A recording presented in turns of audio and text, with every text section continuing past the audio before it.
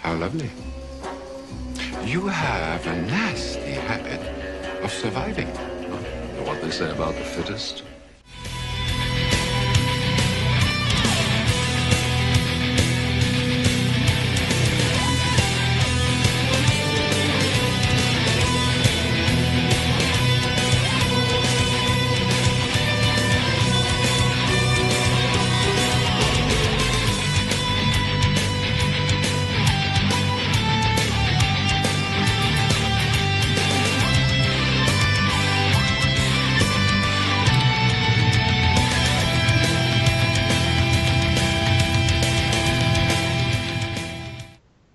Okay.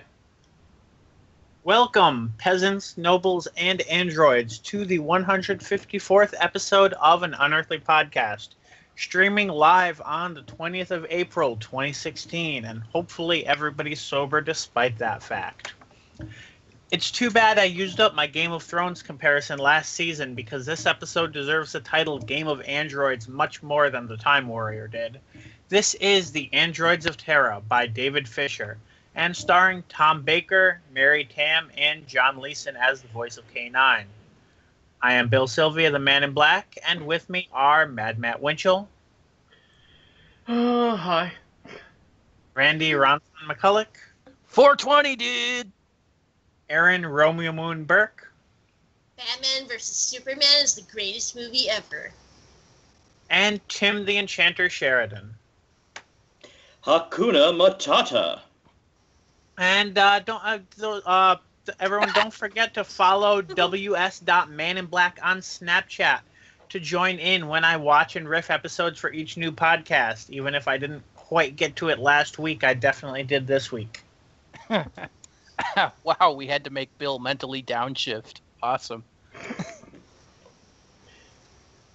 Aaron. Yeah? Triggered. What? So triggered. Anyway. Triggered? I didn't know you were on Tumblr.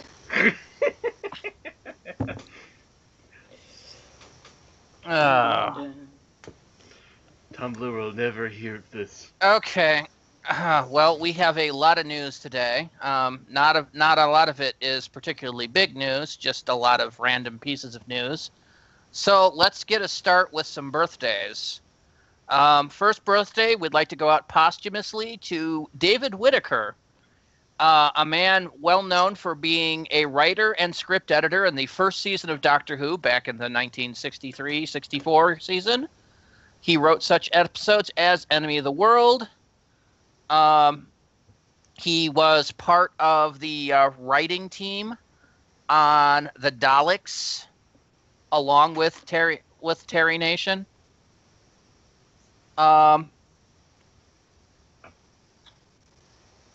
He started the concept of having the TARDIS free will in Edge of Destruction. He would have been 88 on Monday. Unfortunately, David Whittaker died in 1980 at the age of... Wow, that was a while ago. Would have been 52. 52. Wow, that's not even anywhere near a good run. Nope. That's too bad, too. Yeah. He did some good work in his time.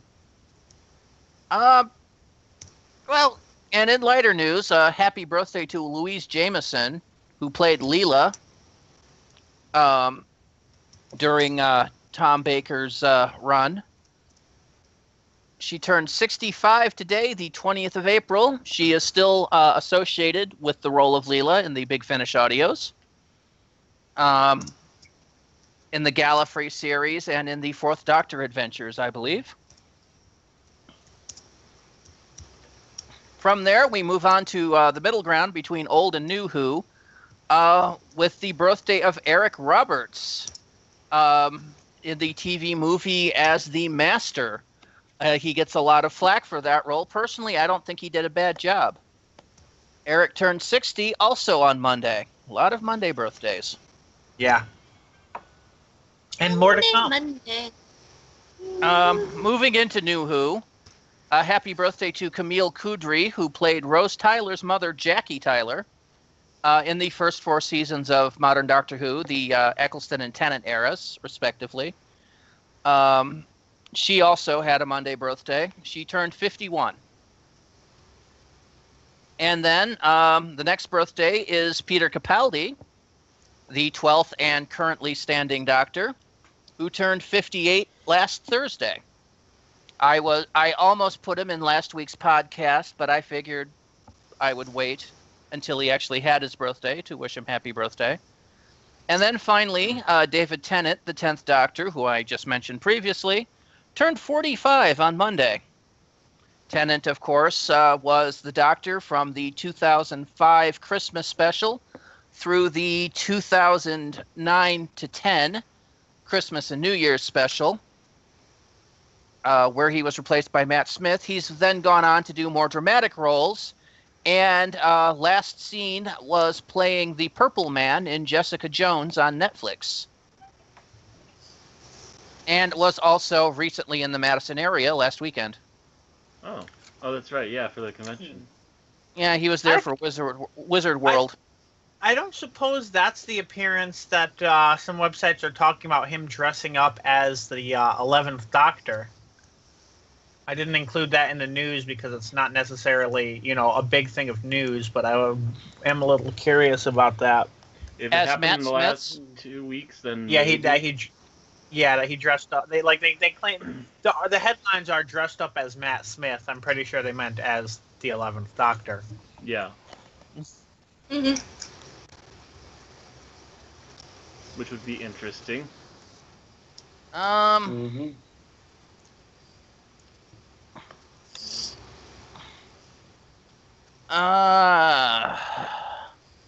Okay. Yeah, I don't see anything. I don't see anything.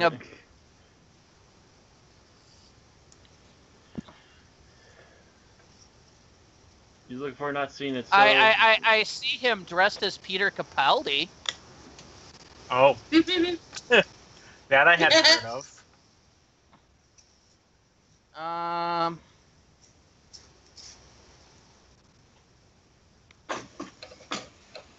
And that was at apparently Wizard World, New York City. Oh, okay. Maybe that was what I'm thinking. Maybe I saw 12th and your brain somehow out to 11 for some yeah. reason. It's entirely possible. Actually, as tired as you've been, it's completely possible. Likely, Yeah, the Wizard World Madison show wasn't that big. It was only like 4,000 people, I think they said.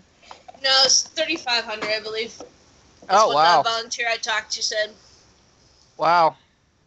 That was on Saturday, though. I think I heard that the end result was about 4,000. In other words, not that much bigger than GeekCon. Mm-hmm. So, yeah, happy birthday, David. Happy birthday, Peter. Happy birthday, Camille. Happy birthday, Eric. Happy birthday, Louise. And posthumous happy birthday to David Whitaker. Okay. So that does it for birthdays. Okay. So let's see here. Well, nobody died. Everybody lived, apparently. So Everybody lives. Everybody lives. Just this once. In case you've forgotten about Series 9, Doctor Who News has brought us full live +7 numbers for this season. Live +7 numbers are parameters for everyone who watched the episode within 1 week of its release. Some of the highlights include the fact that 60% of the TV audience watched Doctor Who on the night of its initial airing, and another 26% watched within 7 days, and 11% watching via iPlayer. These numbers include recorded DVR-style viewings. That's right, people. Big Brother knows when you're recording a show. My porn! I really wish the U.S. would do that as well instead of and work on replacing that horrid system that they use now, the Nielsen system. Because yeah, that doesn't really accurately represent the United States public. Right.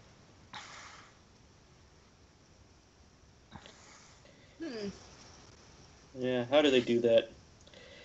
Well, it's a mystery, but it's not a mystery that Paul Mark Davis, one of the few, or possibly the only actors to appear on Doctor Who, Torchwood, and the Sarah Jane Adventures, is confirmed to appear in Class. This news has been brought to us by Coltbox. Davis is best known for playing the trickster in Sarah Jane Adventures, though he also played a cowled ghost in Torchwood, Miracle Day, and the chieftain of the future kind in Utopia. This is most likely a new character, though there is the possibility that it will be a returning character. Davis is currently the only character to appear in Doctor Who and all 3 of its modern spin-offs. You know, that's absolutely pointlessly worded, and I don't know if that was the article or you, Bill. This is likely a new character, though it's the possibility it may be a returning character. What that boils down to, he's in there, and we don't know what the hell he's doing. Dang it, old Bill. Hey, if you've seen the amount of words that Radio Times would have put that sentence into, I think I did a good job. Yeah. Radio Times would have taken that sentence and made an entire article of just that. God damn it. Here we are. I probably could have worded it better, but I was crunched for time because it was like 10 minutes Bill. before the Curse podcast. you, Radio Times. I'm sorry, I just looked at it. It's like, what does that tell me? Absolutely nothing. It's like war. What is it good for? One thing that I can't confirm this moment, but I believe I saw a different article about this topic, was that I believe the trickster was mentioned in an episode of Doctor Who. The first episode I watched actually kind of gave the impression that he had been the trickster in Miracle Day, but looking at more completely at it, I don't think that was actually intended to be the case. No, the trickster was mentioned in Turn Left. That's right. Yeah, that's right. That had been mentioned. You got really soft by I heard it. Anyway, yeah. It's interesting he's going to be in all these things, but it's kind of pointless to theorize until we actually see what happens as to whether or not he's playing a new one or an old character.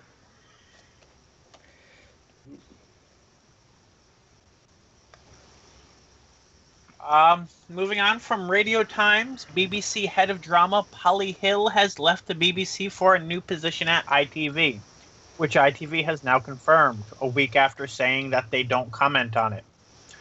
Hill became head of drama of the BBC in May of last year, residing through Series 9 and possibly its production. I think it was filmed between May and September, but I might be off by a month or two. Hill joined the BBC in 2005, which really boils down to me that BBC seems to be chewing through its heads of drama. I don't know if it can't afford to pay them enough. I know one source that the Radio Times quoted mentioned that we can pay a lot better. So I don't know if I know they've had budget cuts. So I don't know if they can't afford to hold on to good heads of drama or what. But well, the BBC has had its budget chopped repeatedly in the last few years, and it's had a hell of a time trying to compete with commercial broadcasting. So yeah, it's like, you know, anything that the BBC can offer,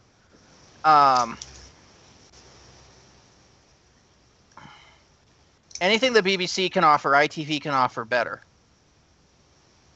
Anything you can do, I can do better. Pretty much.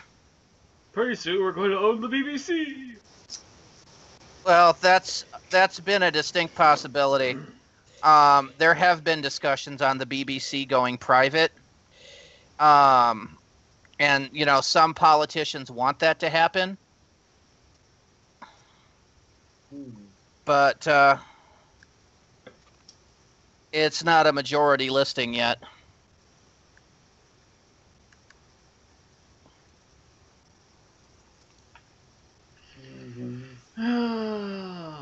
Yar.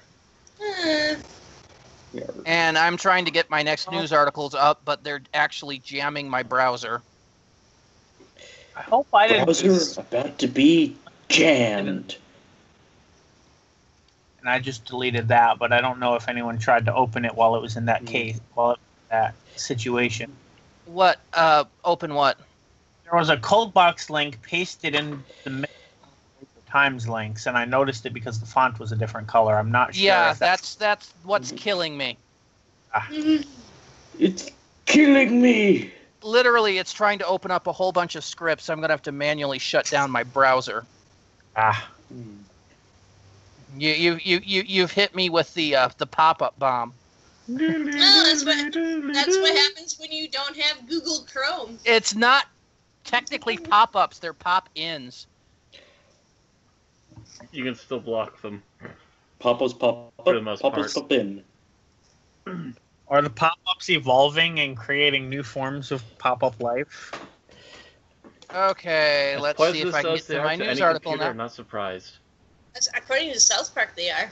Okay, so the first one is a Cult Box article, and that is this is a whole bunch of news on actors, and this is Torchwood and Sarah Jane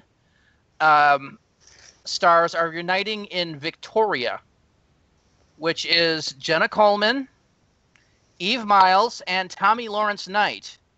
They've all been taking selfies together on the set of the new Queen Victoria drama. Well, it's nice to know that they're still coming together to do a different drama.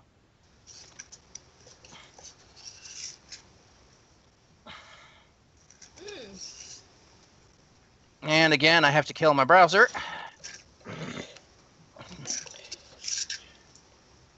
Do it quickly. I am working on it. It's more merciful that way. Okay, which misery. Shut up, both of you. I hate Chrome. Piss off. What was the next article, Bill? The next one was Paul McGann and the Musketeers. Okay. Yes, indeed. Okay, so Paul McGann, the Eighth Doctor from the movies and Night of the Doctor, has joined the cast of the Musketeers.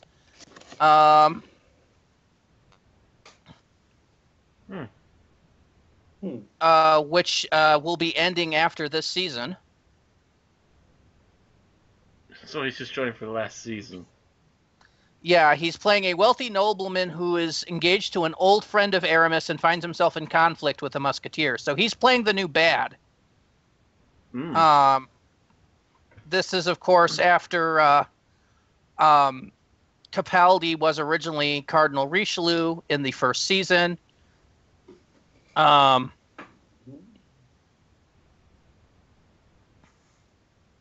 And he had to step down when he became the Doctor and basically cameoed for a while. So hopefully he'll at least cameo in an episode where he gets to be on screen with the Eighth Doctor. McGann is no newbie to the Musketeers. He was in the 1993 Three Musketeers movie next to Charlie Sheen, Keith Sutherland, Chris O'Donnell, Alfred Platt, Tim Curry, and Rebecca De Mornay, which is wow, quite a cast. Mm-hmm. Yeah. Season 3 will be airing later this year on both BBC One and BBC America. Now that they don't have to worry about, changing standards formats to go to a different country. Yay, modern technology. And by the way, Bill, it is Cult Box that is killing my system. Oh, yeah, it's obvious by now. I don't know why it's killing you so hard, but it is. It keeps it's the ad service that they're using keeps wanting to pop up Java on my system that literally hates my computer. It's the Java I'm gonna have to put you down, boy. Click, click. So yeah, my system hates Cult Box. Hellbox doesn't hate you. Okay, so that was Victoria. The next one, the Crown drama. Next well, one next is David one Tennant and Catherine Tate. Dang, I don't have that one in my restore list. That was Just the one that had the fucked up link, so it should be fixed now. Okay. Test it while I say that. Okay, so that's a Radio Times, which does not have a problem with my system, but I believe Matt dislikes it. It occasionally tries to screw up mine, but it's actually behaving itself today, so congrats. Okay. So David Tennant and Catherine Tate are reuniting to present the BBC Shakespeare Live. They're going to co-host the bumper Royal Shakespeare Company celebration alongside Benedict Cumberbatch and Helen Mirren on the 23rd of April. David Tennant has been known for playing different roles in Shakespeare. I believe he did a version of Hamlet not that long ago. He played Hamlet. And, of course, Catherine Tate is, I don't think, known for Shakespearean acting. I thought she was, but at the very least, known that she's... I don't know if she's been known for doing it or just for knowing it, but I mean, I know there was some talk a while ago about her in some capacity with Shakespeare. And now I'm going to have to look it up. Which is kind of a huge turnaround from what she used to do. Yeah, because she's known mostly as a comedian. The performance will include the Prince of Wales, who's president of the RSC, the Duchess of Cornwall, other RSC supporters, schools, public lucky enough to win tickets through a special ballot. Tennant describes it as being a variety bill, really. Noting that it will, as well as being readings, there will be other cultural arms. He inspired opera, ballet, hip-hop. I'm showing that in... I'm sorry to interrupt. I'm showing that in early in her career, she performed with the Royal Shakespeare Company and at the National Theatre. Okay. Oh, cool. Before the Catherine Tate show, I think. Before she became a comedian. Okay. Yeah. Yep. Other names that are confirmed to appear in this are Gregory Porter, Rory Kinnar, Rufus Hound, Henry Goodman, The Shires, David Suchet, Poirot himself, Simon Russell Beale, Roger Allam, Anthony Sher, Harriet Walter, John Lithgow, Alexandra Gilbreth, Tim Minchin, and Anne-Marie Duff. And there's a train behind me, which was... Yes, John Lithgow. Awesome! The festival will also feature a performance from Noma Dumswaney, who is set to play Hermione in the upcoming Harry Potter and the Cursed Child plays. Oh, the plays. Okay. Oh. Why didn't I hear this? Oh, wait, yeah, we have been talking about the upcoming audio dramas with Tennant and...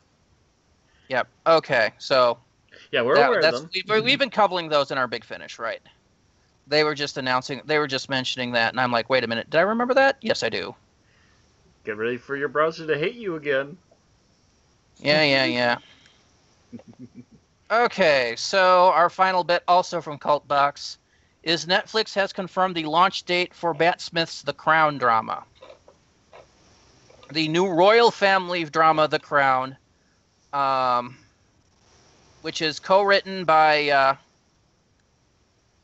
Peter Morgan, who did like Frost Nixon. Matt Smith stars as the Duke of Edinburgh, alongside Claire Foy, who plays his wife, Queen Elizabeth II. It's the story of Queen Elizabeth II's early reign, which would have been starting in the 50s. And continuing on as she basically winds up shaping the second half of the 20th century. All 10 episodes, which is about usual for a drama run like this, will be available on Netflix globally on the 4th of November. These Doctor Who actors are doing all sorts of things with queens and... Yeah, they seem to be all over the place with Victorian stuff now all of a sudden. Or royalty. Well, it's not Victorian. I think Elizabeth II is the current queen, right? Yes. Mhm. She is one of the longest running queens of England, with only, I think, Queen Victoria herself lasting longer. But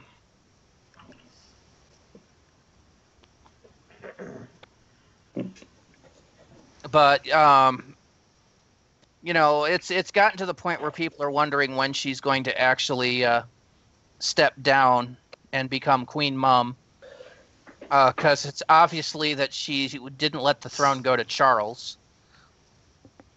So it's now one of Charles's kids, I believe, is now the heir apparent. It's just a question of which one she's going to handpick. Oh, I'm pretty sure that's common knowledge. It's just I can't remember which one off the top of my head right now. Mm. Anyway, let's move on. Woohoo! All right, Mhm. so Amazon is redoing some of their subscription options for Prime and Amazon Video. As Which we all we know, can only speculate is caused by Doctor Who and the sort of backlash that's gone with that, although I don't think that's confirmed. well, and we can also bring up the fact that CBS is doing its own streaming service as well, with a subscription attached to it, apparently coming up here. But anyway, with Amazon, nowadays you just pay the $99 a year, and you just pay it all in one chunk, and you get your free shipping and the video service and a bunch of other things too that come with it. Let's see here. Yeah, that's basically what comes with it. But now you can get you can pay per month for $10.99. And you still get like the free 2-day shipping, Prime Video, music streaming, ebooks, and early access on deals. Or if you just want the Amazon Video, you can do $8.99 a month, which is $1 less than Netflix. Its current rate. So it's still, the $99 a year is actually cheaper than going on a monthly basis if you're going to actually sub for an entire year. Because that's obviously $99, whereas if you do the video-only service for a full year, it's $108. If you go for the full, $10.99 a month for a full year, that's $132. So, it's may or may not be the best thing. And I asked Bill about the availability of classic Doctor Who, we had some episodes of classic Doctor Who on Netflix and Hulu. But yeah, what'd you say, Bill? You said that there's none on Prime. Amazon Video does offer some classic Who, but as far as I can find, none of it comes free with Prime. So it's still on a buy or rent per episode, or I'm assuming it's per serial in this case basis. Which Holy just cow. goes to show that the U.S. has gotten the shit end of this deal. oh yeah. The UK made a deal with Canada, which shut down the entire North America Netflix and Hulu. And then when the United States cried foul, they scrambled to find some way to ship it out here. And what it got was Amazon Prime, which basically is ripping us off. It's basically the ninth best way of watching TV. Like you can Netflix is the basis for our watching, as well as Hulu. And of course there's always, cable and whatnot. Those are the big top three. Other than just going to the different websites and streaming it.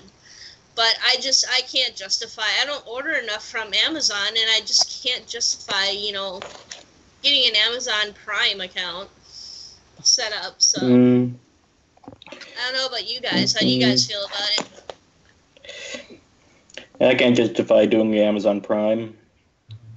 I couldn't afford it if I wanted to anyways, so... Yeah, I'm Well, in the there's very that. lucky position of getting the student discount, so it's 50% off, plus it makes it a lot easier to order school supplies, so that's why I have Amazon Prime anyway.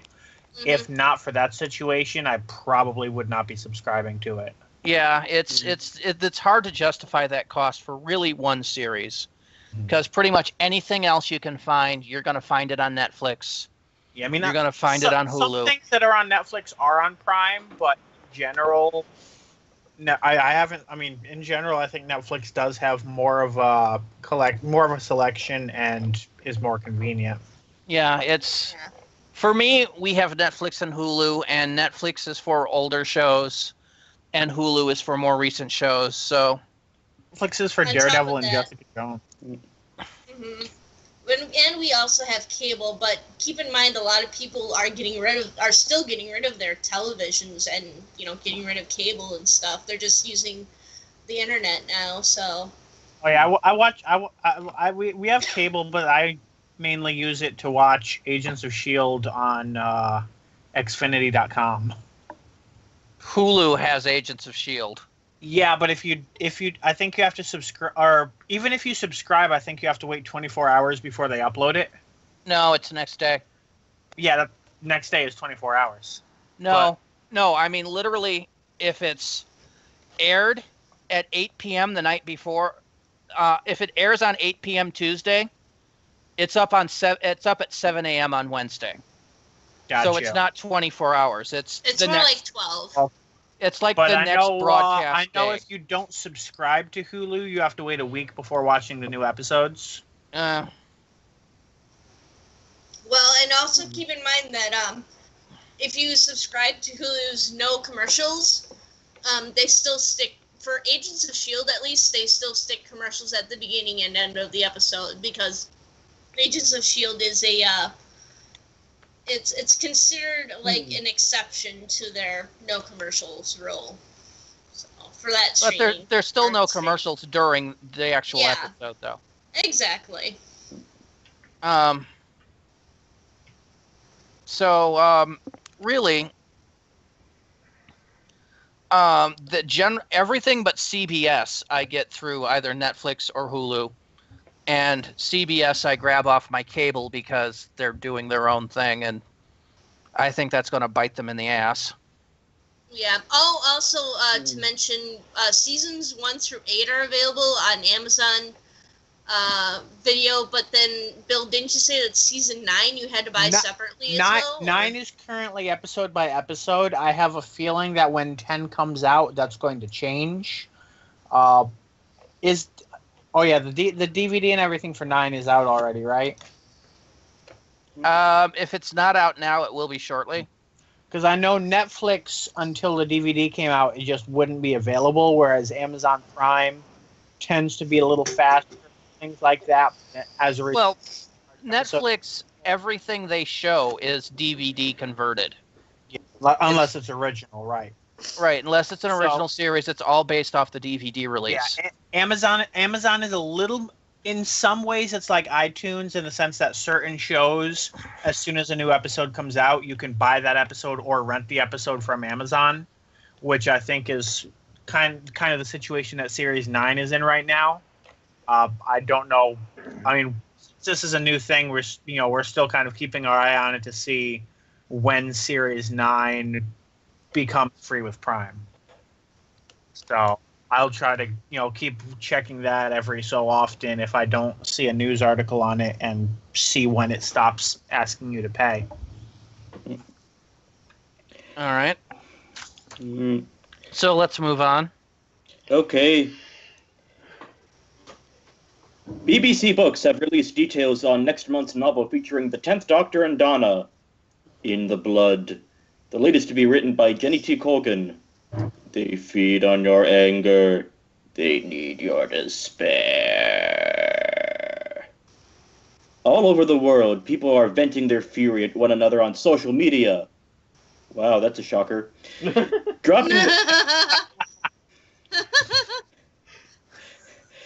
Dropping their friends, giving vent to their hatred, everyone behaving with incredible cruelty. Even Donna has found that her friend Hetty, with her seemingly perfect life and fancy house, has unfriended her. And now, all over the world, internet trolls are dying. Yay, problem solved. As more and more people give into this wave of bitterness and aggression, it's clear this is no simple case of modern living. This is unkindness as a plague. From the streets of London to the web cafes of South Korea and the deepest, darkest forests of Rio, can the Doctor and Donna find the cause of this unhappiness before it's too late? Bum, bum, bum. This is an original novel featuring the 10th Doctor and Donna, as played by David Tennant and Catherine Tate. All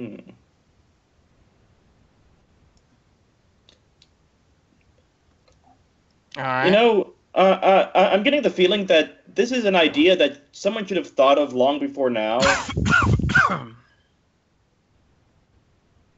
I'm pretty sure somebody has. This is just the first time they've applied it to Doctor Who.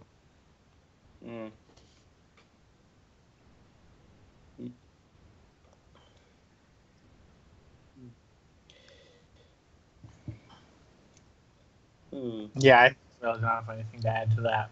Yeah, I don't have anything to add to it. Yeah.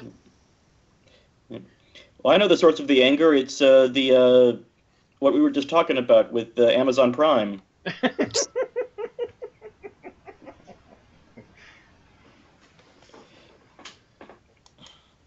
And internet trolls. Yep. And crazy And- psychotics.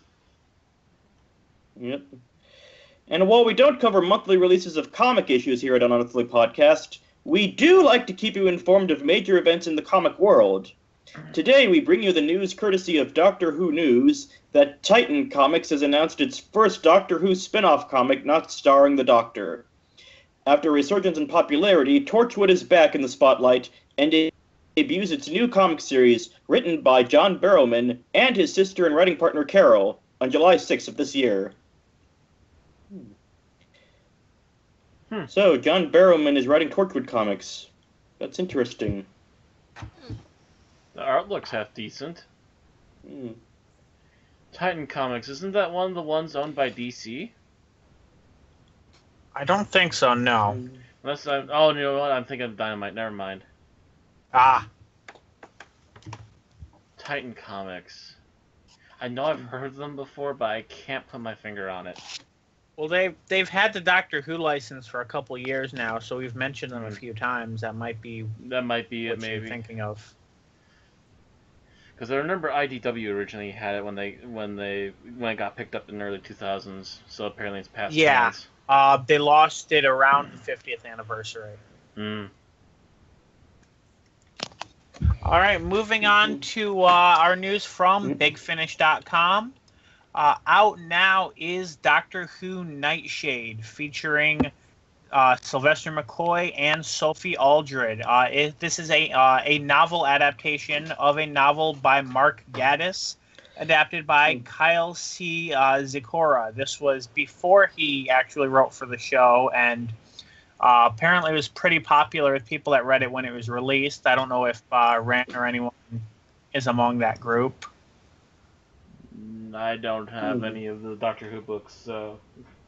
I'm seeing that it features Carol Ann Ford, but it's not actually saying who she plays, but I guess you have to listen to it, the novel, to know. The blurb is Professor Nightshade, tea time terror for all the family, and the most loved show in Britain. So it's a parody of Doctor Who, I guess. But Professor Nightshade's days are long over. A parody of the fact that this was written during the Twilight years, wilderness years. And Edmund Trevithick is now just an unemployed actor in a retirement home, fondly remembering his past. It's the same through the entire village of Crook Marsham. People are falling prey to their memories. At first harmlessly, and then the bodies begin to turn up.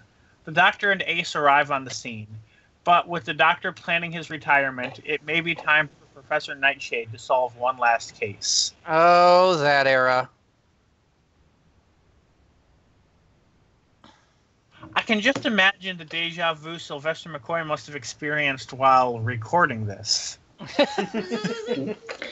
Yeah, there was an era in the BBC novel, or in the like the Virgin book series, where the Seventh Doctor had suffered a heart attack on one of his hearts, and was thinking of settling down and retiring. Which was supposed to all be a lead up to the TV movie. Gotcha. Sounds kind of silly. It was. I didn't find it to be the greatest idea. It was that same era that Human Nature originally was written for.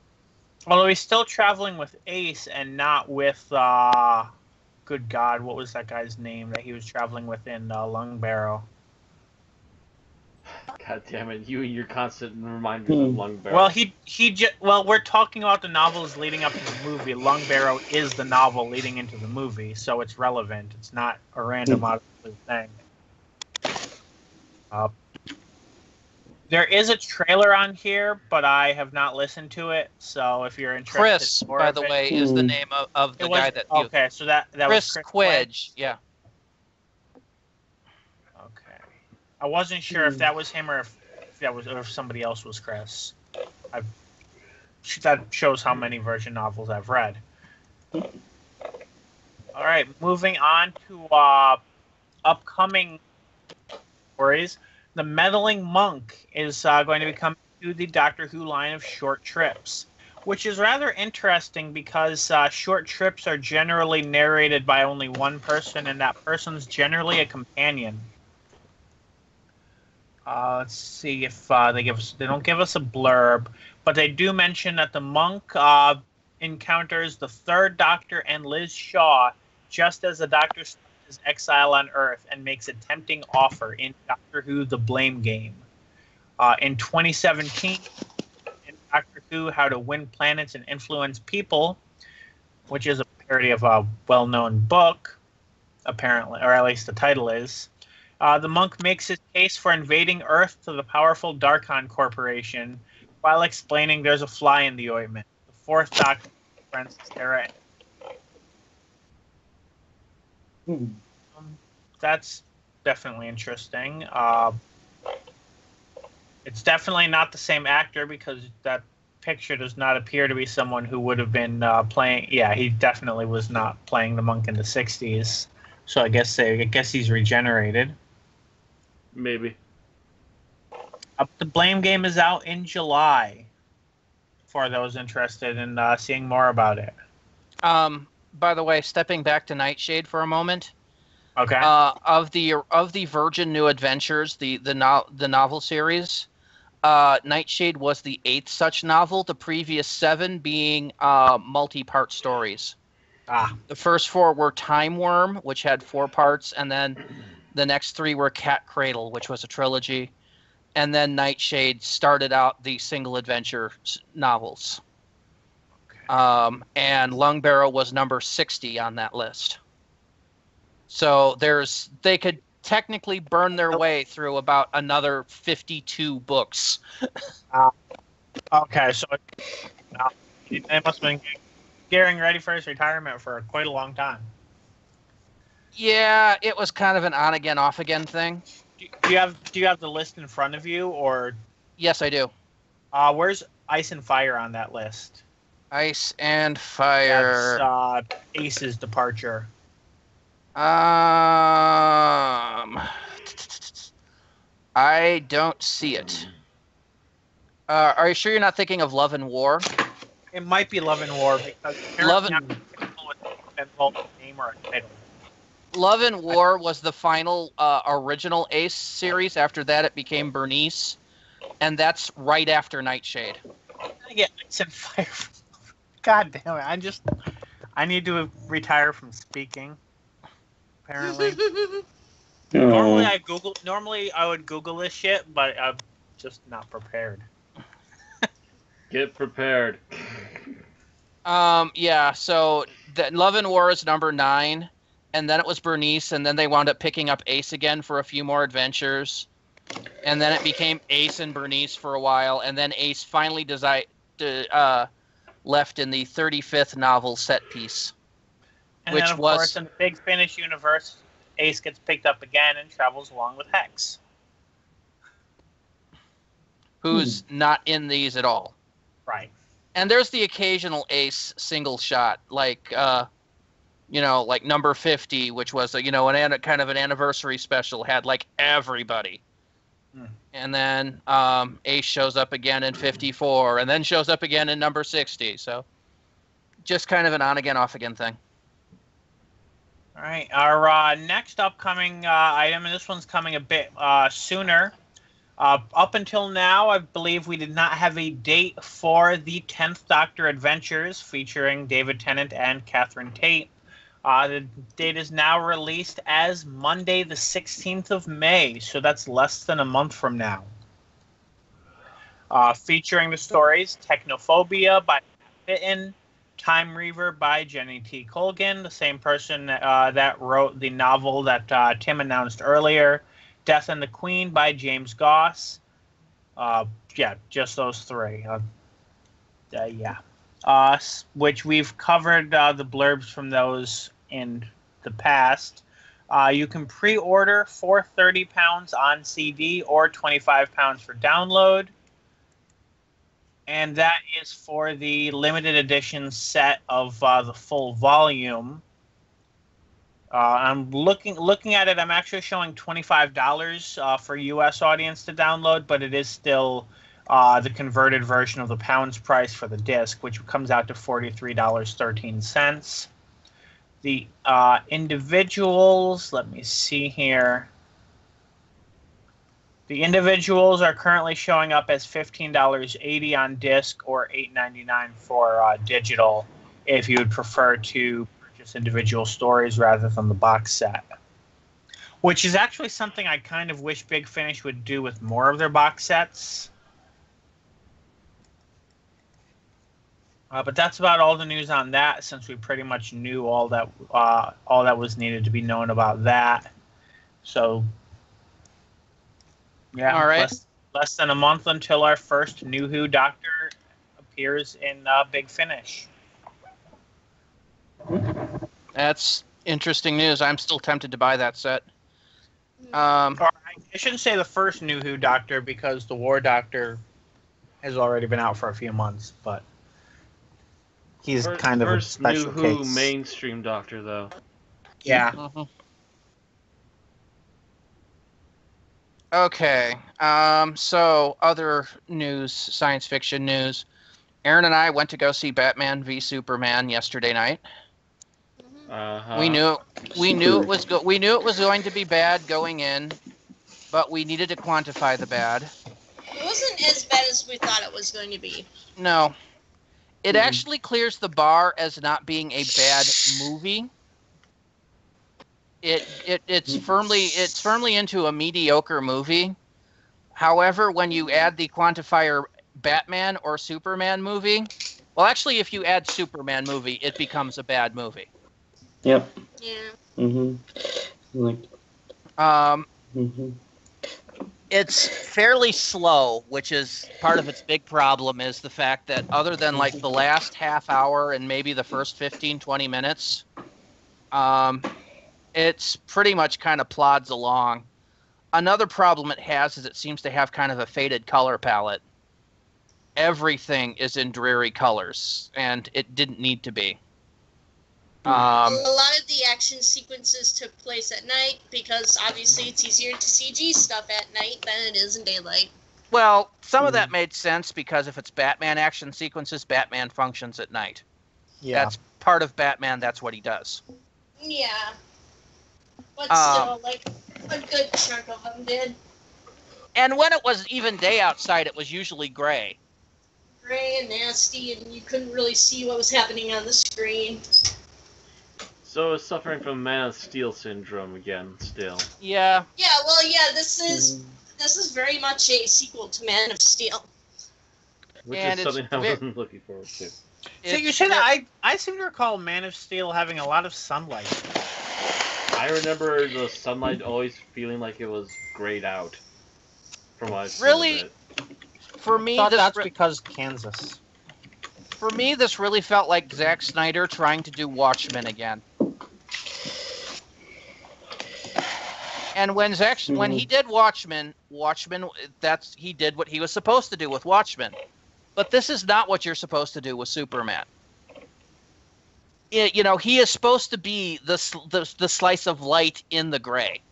If you're making a crap sack world, Superman's the only thing of hope in there. He's like Captain America to the Marvelverse. Although there is a question of how much of that is Zach and how much that is Chris, the Dark Knight Nolan, and David Goyer having, being more established in the superhero universe as having more, potentially more of a stranglehold on the creative process. Obviously, we're not privy to the meetings, but I tend to be of the opinion that Nolan is having an undue amount of influence on how these.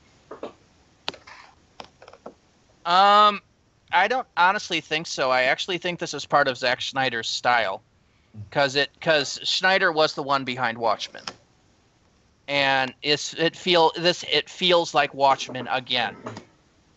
The part of the whole main theme is kind of, if Superman's so powerful, who safeguards him, which is who watches the Watchmen all over again. And it just kind of really feels like Superman's a stand-in for Dr. Manhattan. And I'm imagining if Rorschach challenged Dr. Manhattan and asked him if he bleeds. But I don't think that would have gone over very well. It would have gone over as well as it did in the actual movie. Boom. Have we all seen the movie, or? I have not. Okay. So be careful, spoilers. No, I still haven't seen this movie. I refuse to see this movie. I'll only see this and Man of Steel if I can find a DVD for about $1. I didn't know Doomsday was in it. I don't know. I don't feel I wasted $5 seeing it. Ugh, I wouldn't want to pay any more than $5 though. Yeah, see, if I see it, I'm going to be spending a minimum of $12 on the ticket. That's assuming I don't eat or drink anything while I'm there. Yeah, this was Marcus does Tuesday nights, all showings, $5. So I don't feel I wasted that. I wouldn't want to go for regular theater prices, and I don't think it's going to be in theaters much longer, based on how small the audience was there. Not to mention, how small the audience was already after the second week.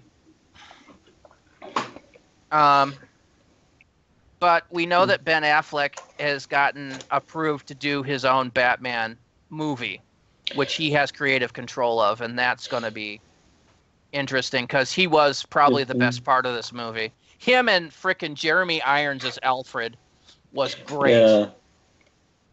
Yeah, I love Jeremy Irons. Yeah, it really. They haven't decided that it's too confusing to have two Alfreds and killed one of them off yet, which they seem to be doing with every other character that's on both television and movies. Nah, they've stopped doing that now that there's a new head there's a new head for Warner Brothers. Well, they killed Amanda Waller in Deadshot. Yep, and that was pretty much a few months before the switch over. Gotcha. I'm not sure if that was true with Amanda Waller. I think that might have been just part of the plot line, but that was what happened with Deadshot. That was under the old regime where they didn't want two people in the same role, but the new guy came in and realized they were going to have to do that with the Flash, and they weren't going to frickin' kill Grant Gustafson's Flash. Right. Oh yeah. So they just said, "Fuck there would it, have been riots in the street." Fuck it. We've got multiple universes, so now we've got the TV universe and the movie universe, and we don't have to have the same actors in each role. And that means that eventually we might actually get to see a Superman on Supergirl. I hope so. Pretty pleased with Sugar on Top, especially since that series has been going well for them so far. Mm-hmm. I honest to God want it to be Tom Welling. Yeah, I haven't been too impressed with it. It's kind of a little bit dull for me. I like Flash a little bit better, and with Flash being on there, it kind of illuminated the reason why I wasn't quite such a big fan of Supergirl is because she doesn't really think a lot of stuff through. She just kind of smashes everything, which is okay. You're so right. She is technically meant to be a blunt, tanky character anyway. Yeah. I mean, it's kind of hard not to take the hammer solution when you're basically a flying brick. Yeah. It's just I just don't feel like there's a lot to it. And also, the special effects really seem to be kind of crappy. For being on a main network, I expected them to be better than the CW shows, but they're actually worse. And it feels like there's just a lot of executive meddling that's going on. I don't feel that they're worse. I feel that they're on the same level. You just notice them better because it's a major network. You expect that bar to be higher. And I think Yeah. Supergirl has brighter sets than the CW verse, even Flash. At least from what I've seen of it. I haven't actually seen a lot of it, so I might be... Well, she has Off the mark more there. special effects. That's true. Maybe they just had to stretch. Maybe The they same stretched type a of little hard on budget it, yeah. Mm-hmm. I do kind of. I do feel that the writing's a little bit empty too. Like it's just kind of a little vapid for me. I would love to see the CBS drop the show and the CW pick it up, and Yeah. them have some kind of Flashpoint paradox or Crisis on Infinite Earths kind of thing that winds up with Supergirl and all the characters from there being dumped into the Flash Arrowverse. Like they'd been there all along. I'd love to see like a 5-day, week-long event that's starts when Supergirl goes on to Flash, Arrow, Legends of Tomorrow, Vixen. Have they actually said that they are going to be doing a Vixen series now? The animated series has been going. I haven't really been watching it. It was a web series only, and it was basically just a multi-part origin story. Ah, I'd love to see the Red Tornado, the version that was the lady with the pot on her head. yeah, no, I know there was Easter eggs indicating that she might appear in Legends of Tomorrow, but she hasn't yet that I know of. I'm not caught up on anything right now, but up to what I've seen, that hasn't happened yet. Or I'd like the CW to get a hold of Constantine and actually That was actually the next thing I was about to say, was wondering if they've been making any moves on that, because obviously he's been appearing and referenced in Arrow. Yeah, the rumor has it he might be in season 2 of Legends of Tomorrow. Yeah, I remember hearing about that as well. Yeah, that's a rumor. I haven't heard anything more on it. But yeah, because if they got Constantine, it'd be Supergirl, Flash, Arrow, Legends of Tomorrow, Constantine. You would have a superhero show for every day. Mm-hmm. And not to mention a different flavor for every day of the week. Yeah. You have your super-powered metahuman and Supergirl going to... Well, actually, no. Both Flash and Supergirl have the super-powered metahuman thing going on. Kind of, but they also are a slightly different twist on it. And then you got the gritty real life with Arrow, time travel adventuring cast ensemble with Legends of Tomorrow, and then you up the magic for Constantine. That would be beautiful. Mm-hmm. Even better yet is if they moved Arrow to Friday, and then you had Constantine Supernatural as a back-to-back.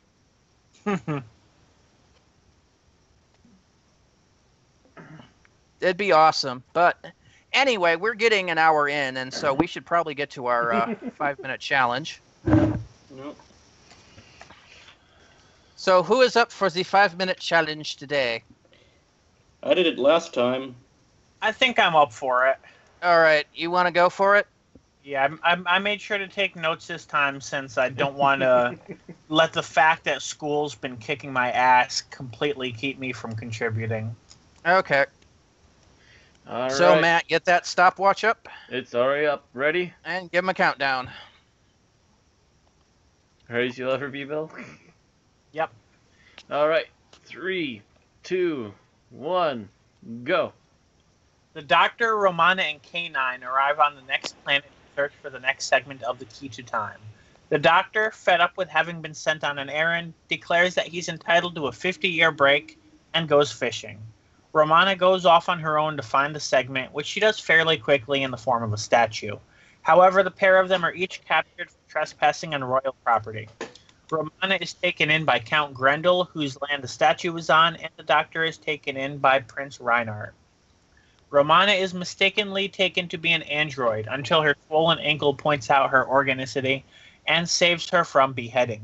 The Doctor, in turn, agrees to repair an android, a duplicate of the prince intended to act as a decoy to prevent his assassination at the hands of Count Grendel to prevent his coronation as king. This plan fails when an agent of Grendel's poisons the prince and his guard, allowing the prince to be taken prisoner. The Doctor resolves to repair the android and have it coronated in his place until they can recover the prince. Meanwhile, Romana is shown Princess Strella, second in line for the throne and eerily similar in appearance to Romana. Romana is to be coerced into marrying Grendel on Strella's behalf, so that when Reinhardt fails to be coronated and Strella dies of an unfortunate accident, Grendel will become king. The android is successfully coronated, foiling the first part of Grendel's plan.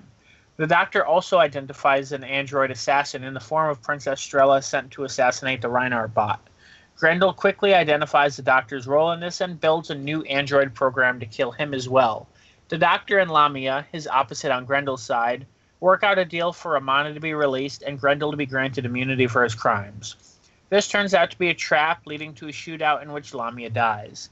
The Doctor and Romana return to their headquarters, where they're followed by Grendel under a flag of truce, who proceeds to kill the Reinhardt bot and kidnap Romana. Grendel intends to force a string of marriage murders involving Romana until he becomes king. As Romana refuses to do this, the Doctor intervenes, sword-fighting Grendel until they're able to escape. Alrighty. So actually, that was a little slow on the stop there. You got that in about 2 minutes and 8 seconds. Oh god, I nearly fell asleep during the synopsis. Well, you were much coherent than I was last week. Yeah, and did it in about the same amount of time. Okay, I'm so K9. K9 came and said, "Hi, I'm K9." actually, K9 was once again quite useful in this episode, up until the point they put him on a boat. Well, even while he was on the boat, he was still doing useful things, just that they forgot him there. Poor K9. All right, so thing about the episode overall that you liked, and guess what, Aaron, you're first. Yeah, I haven't gotten my phone out yet. I need to check my notes. Because, good God, I don't remember very much of the show. You also left the ringer on. What ringer? The one that was going off earlier. My phone is always on, I'm sorry. I need to know whenever my parents have just, fallen over dead somewhere. For God's sakes, woman, put it on vibrate. No. And I'll forget. And I'll sleep through my alarm. Actually, the alarm's unaffected. Still, no. Man.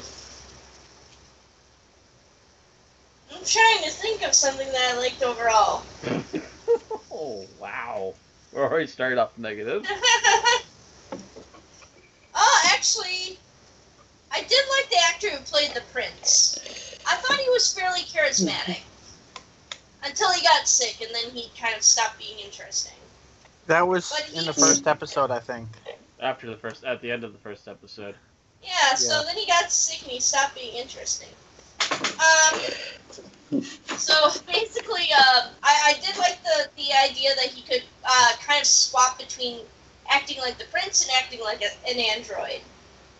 The android had very different mannerisms. It was a little bit more stiff moving. Its speech was more awkward, and then it cut to the prince who would be laughing and clapping his hands at how honest to God similar it was to himself and everything. So I thought that was kind of fun.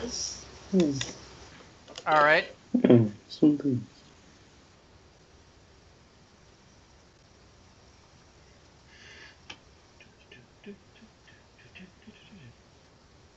Hello? All right, Bill? I think I'm going to go with Mary Tam for this one. She played 3 different roles, and they were all distinct and watchable. Mm-hmm. And Bill took mine. Fuck you, Bill. I thought that might be somebody's, but figured that Goodness was the top knows. thing. There isn't many of them. Yeah, I have to agree with you there. Mary Tam not only had to play herself, play the Princess Strella, but play any android versions thereof of any of them. Yep.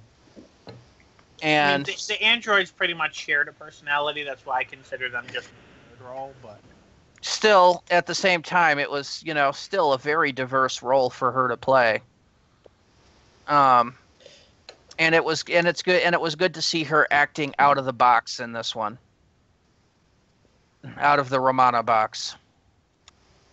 All right, Tim. I love how this episode features fishing, and it's written by a guy named Fisher. You're really trying to reach deep into the box there, aren't you, there, Tim? Well, if I read it deep further, I did like the villain of this piece. Oh yes. The Count Gareth. He was actually a really good slimy villain. Mm-hmm.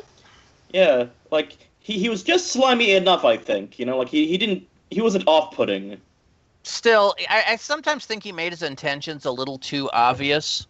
Mm-hmm. Like when he's talking to the head cleric or whatever his name was on.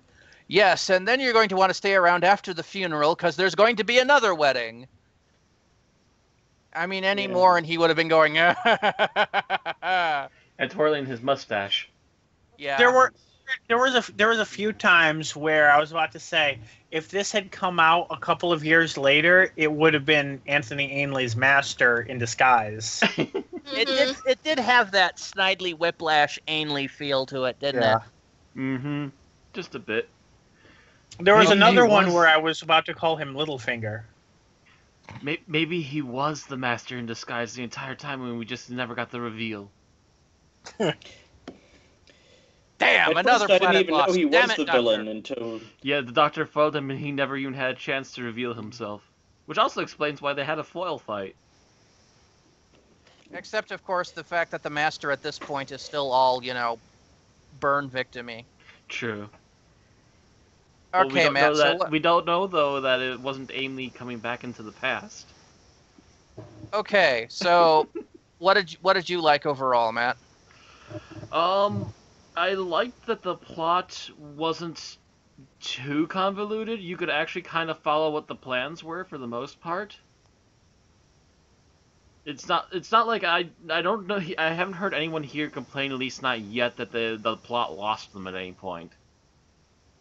No. It just... And it could have been a really hodgepodge mess if there was any lesser of a writer or director making this. True. It's still just kind of, it wasn't complex, it just dragged. Negatives later. Okay, so, I was just counterpointing what you said. Yeah, but so I'm just I saying guess that what I've got left that I like overall is that some of the sets or some of the location shooting was actually quite lovely. Yes. Yeah.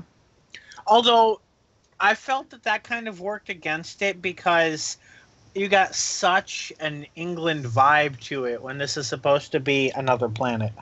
Yes, but you stole mine, Bill, so let me have something.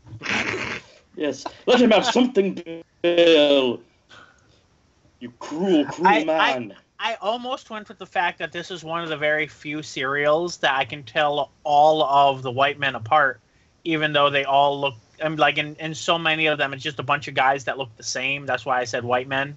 But here, like, everyone was visually distinct, I think. All right, so Aaron, what didn't you like overall? Overall, I felt the swordsman was kind of stupid. I think he got his ass handed to him by the Doctor. Eventually, either that or the prince smacked him over the head or something like that. He repeatedly got told down by pushed him out of the way. early. He got repeatedly told down by either the prince or his own swordsmaster that he needs to cool it. I started referring to Don't him as forget K9. I started referring to him as Lancelot. Yeah. In there because I was thinking Monty Python and the Holy Grail's Lancelot, who was always eager to go out and yes, I will flank them from the side, sir. And No. Aha. You and the swordsmaster stay here, and me and K9 are going to go to the castle and open the door for you. I see. You want me to take them from the front? Yes. Excellent. Yeah, he was basically a comic relief character, but I don't think he was funny at any point. It would have been nice to see some development where he started that way and learned a little restraint. Well, he Yeah. kind of started to slightly, but then he'd still have a moment or two here or there. He just seemed very one-dimensional and just very annoying. He kept doing this. Actually, he had one funny scene where K9 literally told him to stop what he was doing, and he just kind of nervously backed down. Yeah. It would have been nice to see that develop and have him and K9 be bosom buddies by the end of the story. Or he solves a problem by using his brain instead of his phallic symbol. And it would have been just kind of the what would the doctor do? Just having that moment, what would the doctor do, and then do the smart thing instead of the gung-ho stupid thing. I think that would have been nice. All right, Bill, your least favorite thing. I'm going to go with the fact that it seems like they might not have been as long as they felt, but it feels like there are long stretches of just scenes happening without the doctor or Romana, and you're just like, okay, so it's nothing important's going to happen because I don't see the doctor and Romana. And again, I don't think it's actually as long as it feels, but it just feels like there's long stretches like that. Yes, where it's dragging. Yeah. The story especially the coronation, for instance. The doctor, I think, shows up at the very end, and he's there for the coronation, but the scenes in the hallway waiting for them to show up before it's time for the coronation is where it dragged.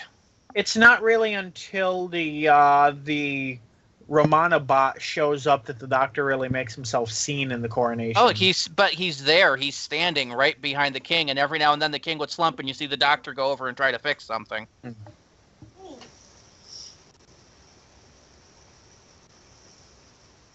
So that one's there, but there's that whole thing where the doctor and them are going through the tunnel, and they keep cutting up to the area above, and everybody's waiting, and the villain is being particularly, yes, it would be better if you just gave the crown to me. I'm like, really?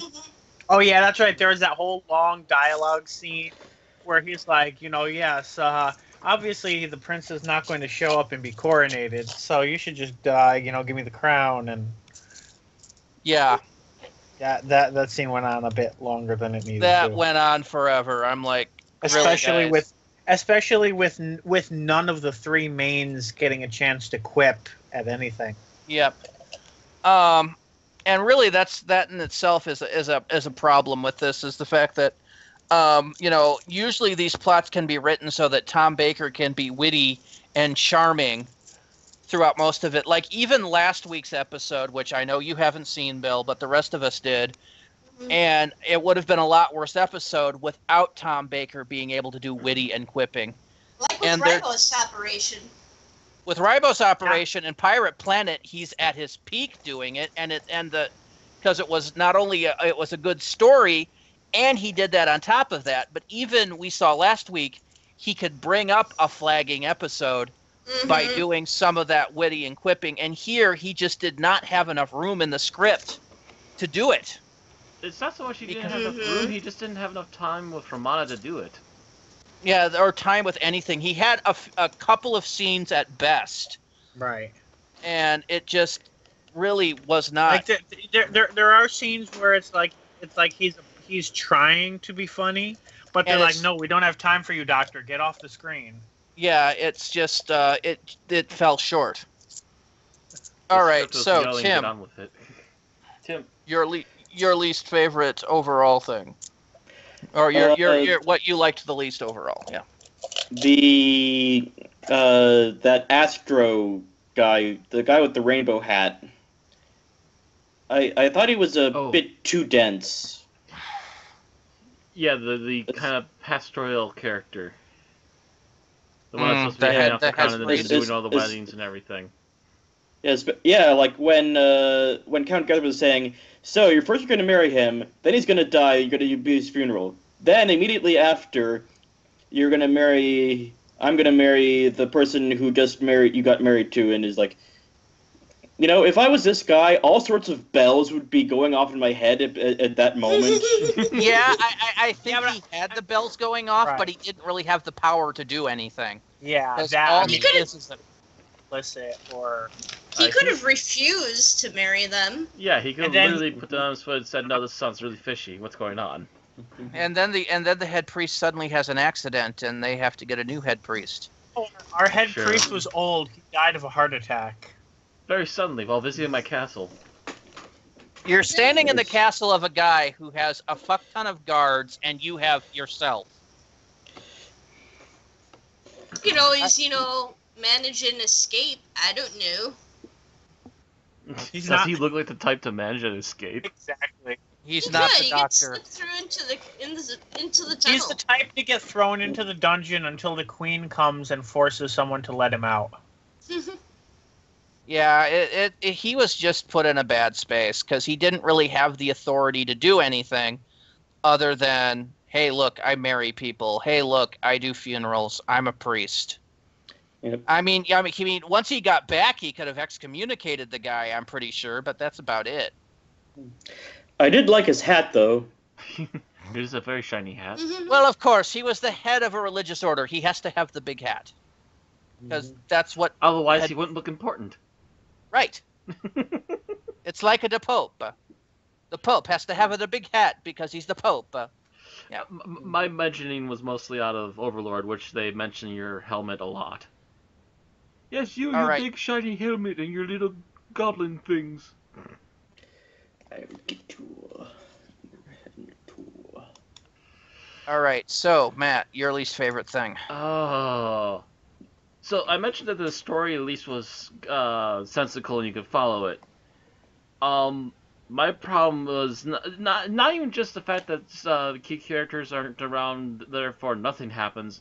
My problem is that even when the key characters like the Dr. Romana are around, starting over her name for some reason, it felt like even when they were around, there was just bucket loads of long, boring, dull dialogues that just slogged everything. Even when it's supposed to be like a tense moment when they have a fake Romana to try and kill the doctor, they spent like a good portion of that particular sequence with him and the android working woman just apparently talking over what's going to happen, and then before bringing in Romana, it's just like, oh, get on with it. Yeah, so basically the same as Bill. There was just a lot of dialogue slog, and it was just kind of bogged down and slow. Yeah, it just had way too many slow spots. If they would have cut those in half and made the dialogue just a little more faster paced, they could have actually gotten through it and made a better episode each time. Okay. So, what I didn't like about this is the way that technology worked in this. It was, a bit iffy, yeah. I mean, this itself was basically a sci-fi rewrite of The Prince of Zenda, which is a play.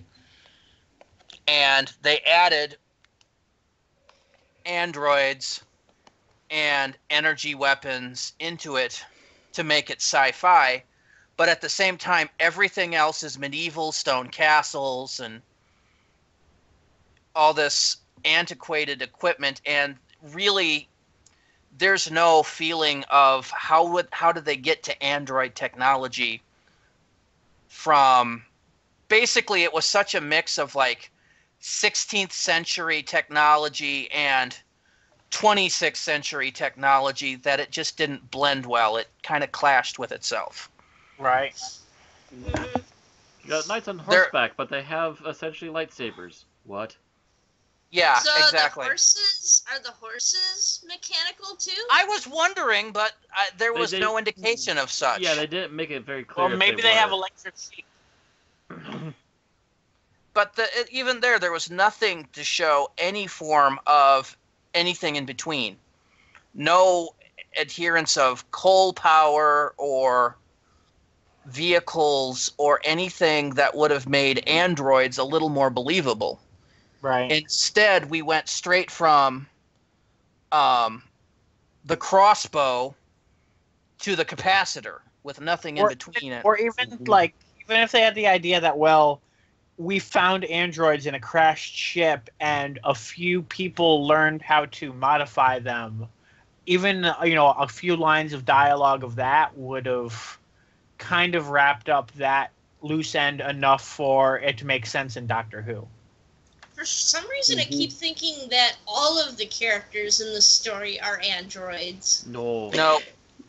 I actually thought that's what they were building towards. Like, it was going to be revealed that... You would think that, considering he's like, oh, a strange girl. Well, I'm just going to chop her head off and use her for parts. Yeah. It hits me. If it turned out that everybody was an android, kind of a Twilight Zone ending, I would have actually been okay, because that would have made sense. Androids, programmed to think in a 16th century style environment. They're just looking for the promised land. And for any inconsistencies in how they were supposed to act, you could have just belted that to the programming that they had. Actually, I would have found that amusing if it had turned out to be that Tara was essentially a planet version of Westworld, only medieval.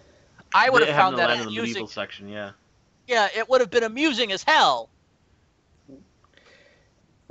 But the way the doctor kept saying, "You don't trust androids? Androids feel the same way about people." Yeah, I think that was a real case of wasted potential there. Yeah. Okay, so scene that you liked, Aaron. I'm going to go with K9 in the boat. Damn you. Just because it's so cute. Just look at him. He's which one? There. Master. Oh, at the end? At the end, yeah. Master. Just it would be awesome if they somehow showed him pulling out this little propeller and just propelling himself towards the Doctor and Romana. Essentially, he's pulling a Scooby-Doo. It's so cute.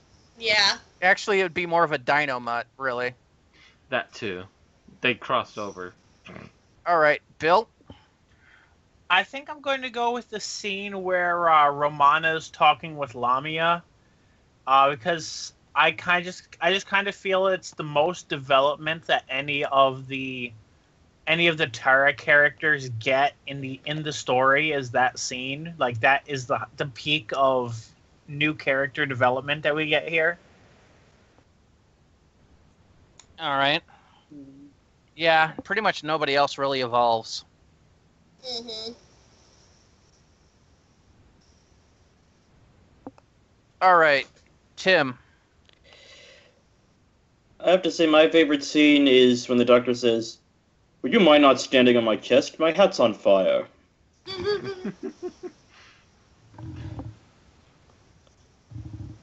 Yeah, that was a Tom quip that was good. But again, it just kind of got passed up. So, Matt. Yes. Your favorite scene? Few to pick from, but I think I'll go with the chest scene. The chest scene? Defeated in 11 moves. Kind of looks at the chest, slightly befuddled. Oh, that's the problem with chess, you see. It's so easy to predict. Oh, the chess at the very beginning, yes. Yeah. Mm-hmm.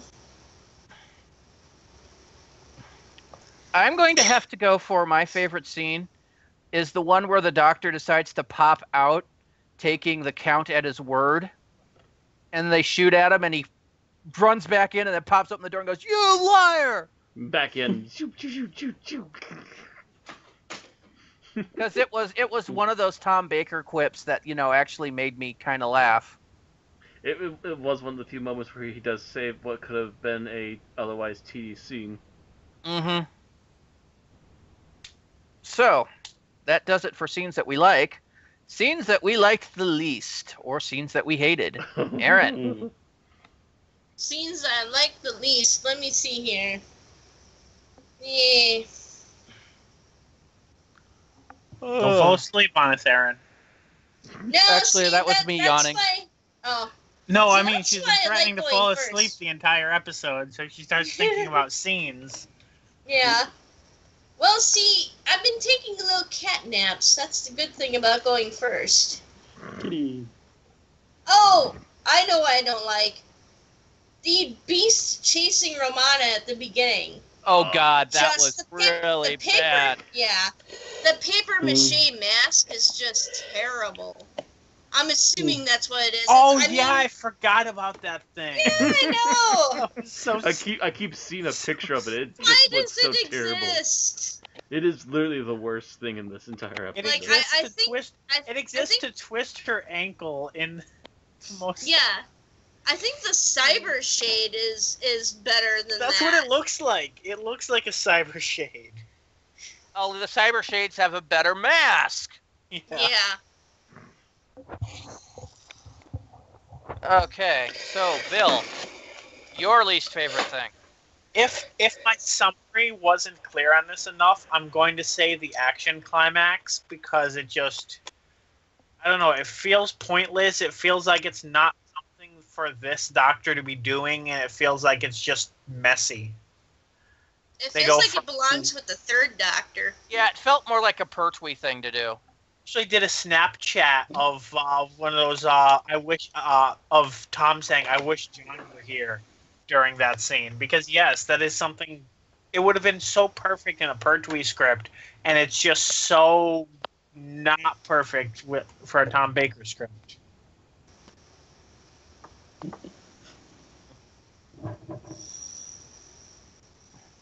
And of course, if it had been a Capaldi scene, he would have been dueling him with a spoon. Yes. I would have been fine Okay. with McCoy dueling him with an umbrella.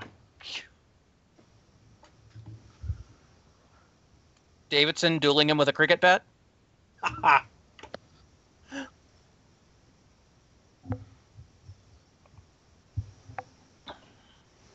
All right, Tim, your least favorite scene.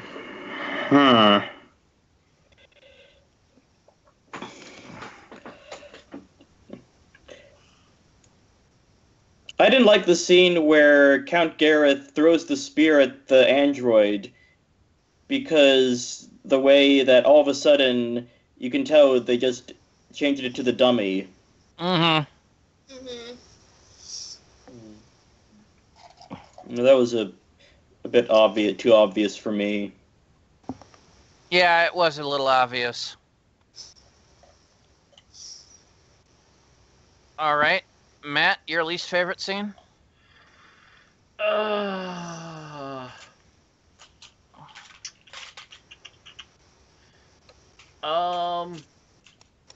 I think one of the scenes was what's his face again? Garrett.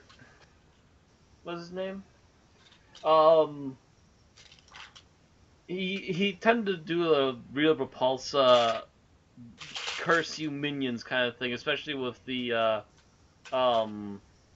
android woman that he had working on all the mechanical stuff.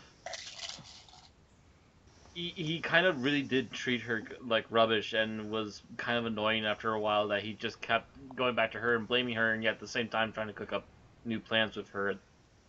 Just like, maybe you want to talk to somebody else or get a strategist or something, because obviously your plans are falling apart pretty quickly. I'm surprised that she doesn't sabotage him more often. I'm Lamia? surprised I'm surprised of how much he uses and abuses her, that she doesn't like just make a fake android of herself and just leaves, and let and program the android to just f up at some point and just have everything collapsing on itself. Or what she could do, she could pretend to marry him and then have the android kill him. Except that Like, she couldn't, because she was a commoner and he was a noble. It wasn't going to She would happen. find some way.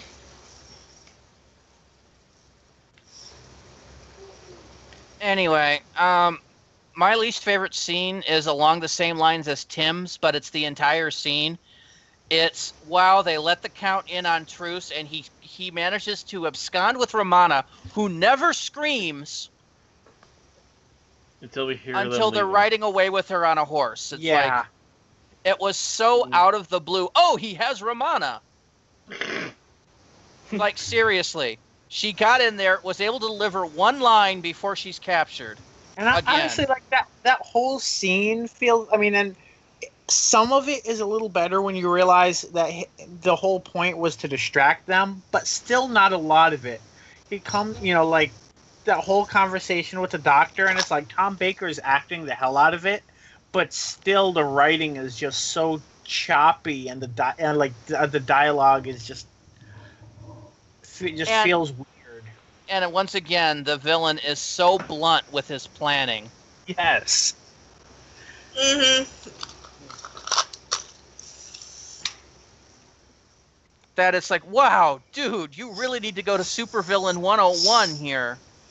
I just again, this one part is made better when you realize it was just a distraction, but it's just like the doctor's like, hey, 5 seconds ago he offered me the throne. Yeah. I am not surprised at all by your sudden but inevitable betrayal. And That was actually completely ironic that I just used a Wash quote, considering what I Snapchatted for that scene about what did I say? Oh yes, I when I Snapchatted a photo of the android with a spear in his chest, I said, "Do electric leaves dream of soaring on the wind?" Ouch. You could have also said, hello, it's called a lance. Which is done by the same actor as Wash. Nobody? A Knight's Tale? Anybody? I've not Good seen movie. it yet. I have it. I just haven't gotten around to it. Matt, crickets, please. Crickets? Crickets, your little cricket noise. Cricket.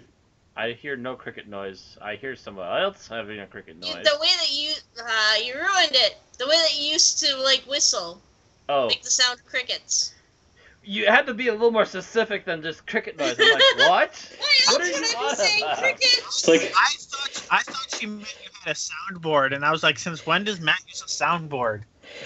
Since when have we ever I thought- used the soundboard? We could I thought It'd it be was soundboard. interesting. It'd be interesting if we had a soundboard, but Yeah, Matt, get us a soundboard already. We'd will have to you? have a I only budget know of for one way that. to make that happen, and that's more or less us going to Google Hangouts. anyway. So that really is all of our likes and dislikes. We're ahead of schedule here. Anybody have anything more to say about this episode? I liked the idea of how Count Gareth is still out there and he could come back at any time. Yeah, like they could have done a return to Terra, except for the fact that this episode sucked. No one wants to be reminded of this. I will say, at the beginning of the episode, I found the purple and green outfit garish. By the end of it, although it was a few different outfits later, which actually is an interesting coincidence, but the purple kind of grew on me just being there, but I think that was also because they got rid of the green. But now that I'm thinking about it, it is very coincidental that she showed up wearing the same color as the princess that she looks like, and then they ended up changing her into another outfit of the same color. I guess maybe Mary Tam just really wanted to wear a lot of purple when filming this. It's purple's the in color on Terra that year. Yeah. Instead of saying okay, this, actually, that does make instead of the sense. line that said this is what all the women are wearing on Terra, if Romana had said purple is the in color on Terra right now, that would have actually made all of that make sense. And actually, yeah, especially considering we only see 2 women on Terra, and none of them are dressed like she was at the beginning, or like each other. Mm-hmm. Yeah, because even peasants or normal people or so, what do you call it? What do you I've call it? lost track. God Even damn. Yep. peasants. Even Right. peasants. What? No, I'm saying, and here I once again go script editing an episode of Doctor Who from 30 years in the future. Yeah. Well, just that they would probably be wearing purple too. Like Lamia would be wearing purple. It may not be the fanciest of clothes, but she would be wearing purple. Just have a few more people dressed in that particular shade or something similar. Mm-hmm. Mm-hmm. If they had said purple was the in color, that would have made sense. You know, think about like some of the dialogue here, I'm kind of wondering if this was originally written to be a 6-parter, and someone was like, "What are you talking about? You get 4 episodes. Fix it now." Well, they did these in series blocks of, let's see, 5 4s and a 6. Although this So one, 26 episodes per season. is the Armageddon Factor a 6 or a 4? Yes, it is. It's a 6. So this season alone starts with a 6 and then ends with a 6 No. instead of. No, Rebos was a 4. It was. You sure about that? Because I could have. Yeah, Yep. Rebels was 4. I thought Pirate Planet was a 5, and I was surprised that it was a 4. So Hey, It you guys might- woke me up from my little It cat might nap. be the weird way that it was chopped up when I was from the source I watched it from, but I thought it was a 6. nope. I we watched wa- it. I watched Aaron it. In Aaron and I were 12 watching it off the DVDs, and it was 4-parter. It was a 4-parter, Bill. You keep forgetting that you were watching it elsewhere where it was chopped up in halves. No, but You were I watching thought this on a. I thought it was 12 12-minute parts. Maybe it was 12 8-minute parts or something instead. But okay, looking it up, I am seeing it as a 4. And you're talking about stuff that we shouldn't be talking about on the stream, Bill. Parts were shorter than I thought they were. We here at an Unearthly Podcast do not condone the illegal downloading and streaming of episodes. We do not I just engage like how- in any such practices. Download anything. I just like how Bill keeps grumbling about it. And we love Goddamn the BBC. pirated Please don't website. sue us. Bill, stop. Okay. So, on that note, even though we're a little bit ahead of schedule, I'm going to move on to our final thoughts before we do bring the hand of the BBC God down upon us. Please don't hurt us. So, Aaron, your final thoughts.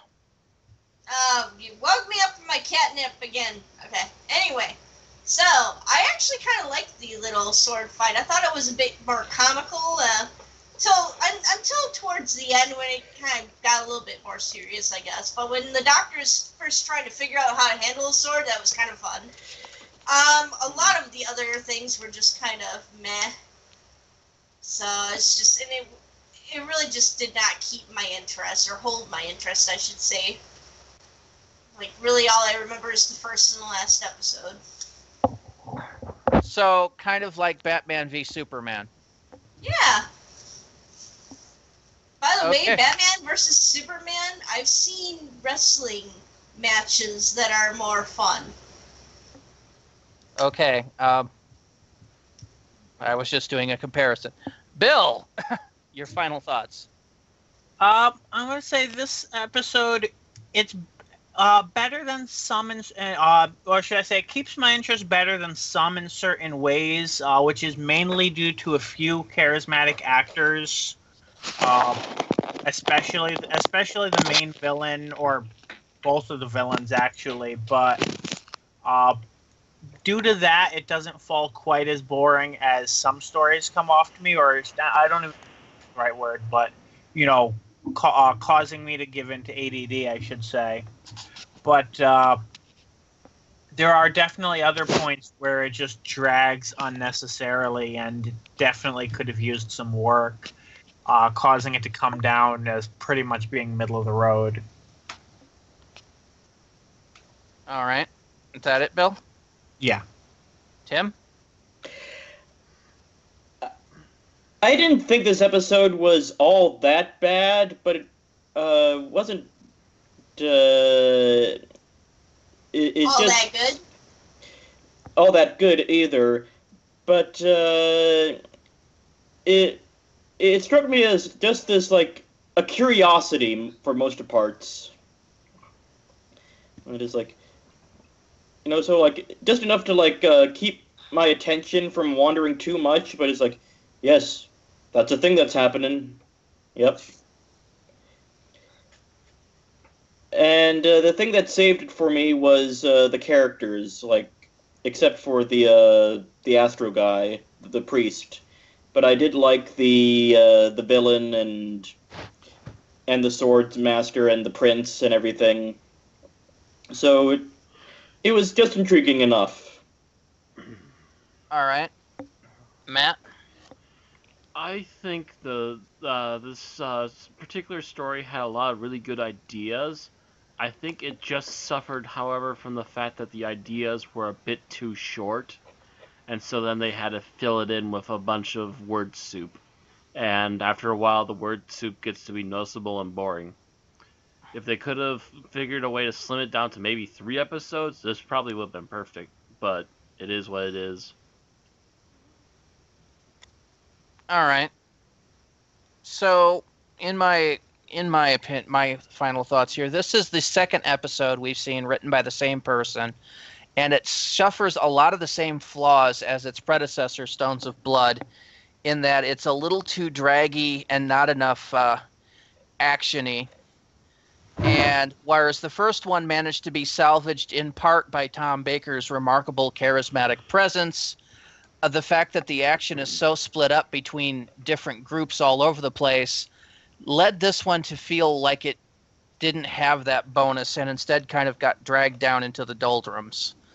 All in all, I find these 2 episodes together to be the forgettable parts of the Key to Time. And I feel are outshone by the others. So, let's go on and go to... I beg your pardon? Was that I didn't say Great anything. Beast? No? The Beast Nope. of Yucca Flats apparently went by Tim's place.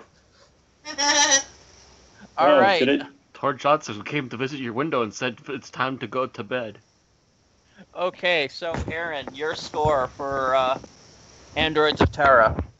I actually like rewatching it. I actually like this one a little bit more, slightly more than Stones of Blood. So I'm going to give it a 3.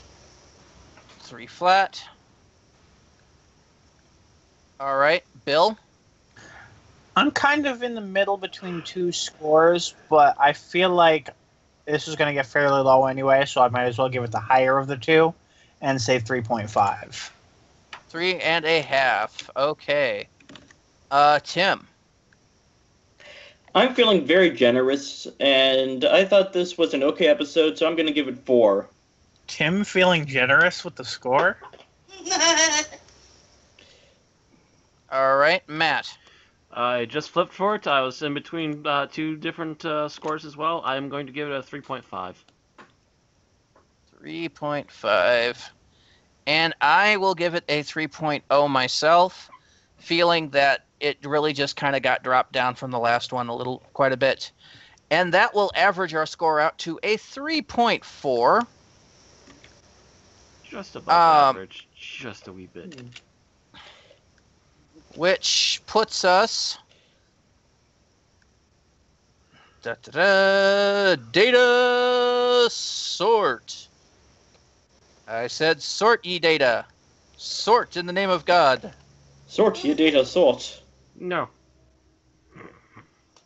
You'd say it was of sorts. Or out of sorts. Yeah. And Androids of Terra comes out at number 97 of 150 episodes reviewed. Kinda in the middle. But in the lower half, though, I still think. Yep.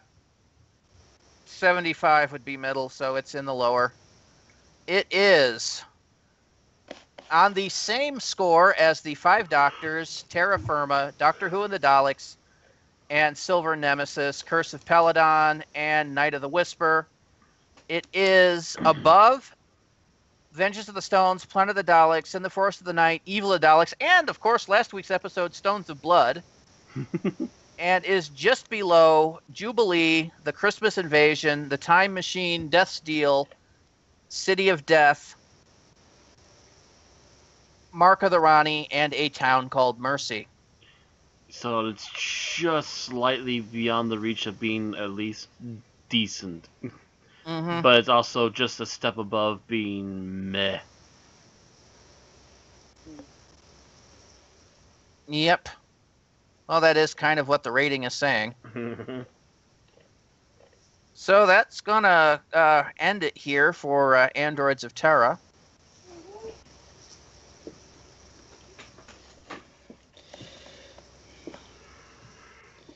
Bill? Oh, come on, Bill. Wake up, Bill. Yeah, it's All the right, closer. well- You erased it. I can't say it. Oh, that's right. I erased it because it was that week's one or whatever. I kept modifying it for a week, and then you erased it all, Bill. Damn you. But yes, if you enjoy listening to us, please like the video and go ahead and subscribe on Mixcloud, YouTube, and Twitch. You can also do all the things to get updates from us, liking, following, etc., on the Facebook, the Twitter, the Patreon.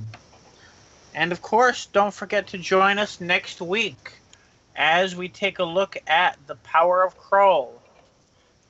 The penultimate episode to the Key to Time. Part 5. Who the heck says penultimate anymore? I do. Shut up. Penultimate. Penultimate. Can read up. Silence, woman. Silence. Also, when was the last time we updated our Facebook page?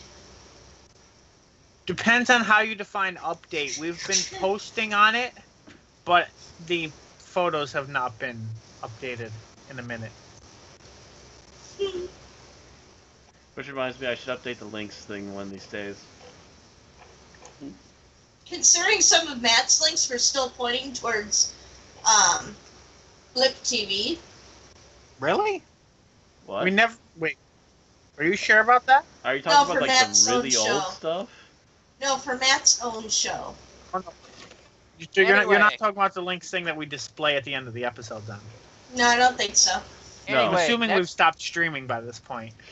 No, we haven't. Because No, we haven't. This is all on here. So I was saying, anyway, next week, same time, same place, Power of Kroll, be there. You say that, but I'm hoping that the highlight is going to be cut significantly. You wish.